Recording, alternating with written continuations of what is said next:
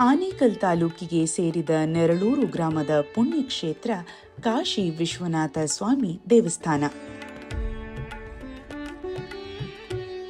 ಕಾಶಿಯಿಂದಲೇ ಬಂದಿರುವ ವಿಶ್ವನಾಥನ ಮೂರ್ತಿ 106 ವರ್ಷ ಪುರಾತನವಾದದ್ದು.